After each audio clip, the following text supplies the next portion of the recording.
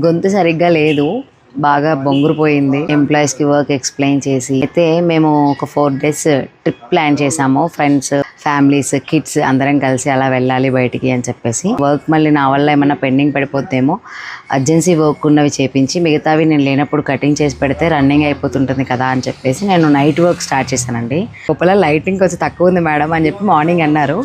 సరే మళ్ళీ ఇంకో లైట్ పెట్టిద్దాము అని చెప్పేసి అని అన్నా. ఈ లోపు నేను తింటున్నా, జస్ట్ కూర్చొని తిని మేము లేచే లోపు, నేను నిఖిత తినేసి లేచే లోపు నైట్ టైం ఇప్పుడు ఎంత అవుతుందిరా టైం?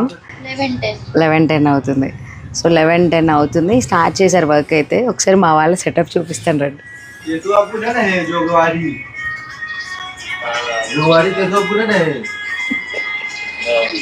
నవ్వడానికి అయితే అసలు ఓపిక లేదు నాకు.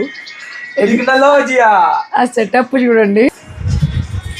ఆసిఫ్, అమన్ ఇద్దరు అవుతున్నాయి చూడండి. ఈ లైటింగ్ సెటప్ భలే ఉందండి ఇక్కడ.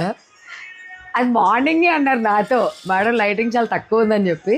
అసలు ఆ మిషన్స్ రెండు పక్క పక్కన, మళ్ళీ ఒక లైట్ ఇటు ఒక లైట్ అటు, ఏమన్నా సెటప్. మీరు ఎప్పుడైనా ట్రై చేసి ఉంటారా ఇలాంటివి?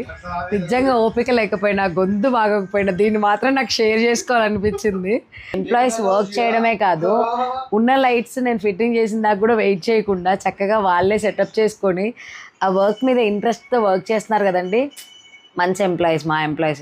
ఆడు మాత్రం వీడియో ఇస్తాను అక్కడికి. సో ఇదండి, మీరు ఎప్పుడైనా ట్రై చేశారా ఇలాంటివి? నేనైతే చిన్నప్పుడు చదువుకునేటప్పుడు డాబాల మీద పెద్ద చదువుకునేదేమో కానీ సెటప్లు మాత్రం గట్టిగా పెట్టేసేదాన్ని లైటింగ్. అది గుర్తొచ్చేసింది నాకు, ఎందుకో షేర్ చేసుకోవాలనిపించింది.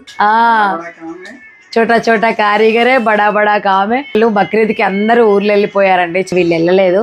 మేడం మేము నైట్ వర్క్స్ కూడా చేస్తాం మేడం, అర్జెంట్ వర్క్ ఉంటే పెట్టేయండి అన్నారు. పాప వాళ్ళకి చేతనైన వరకు అయితే చేస్తున్నారు. ఎనీవే మా ఎంప్లాయీస్కి కూడా థ్యాంక్స్. నా వీడియోస్ ఇంత ఓపికగా చూస్తున్నా మీకు కూడా థ్యాంక్స్. బాయ్ అండి, గుడ్ నైట్.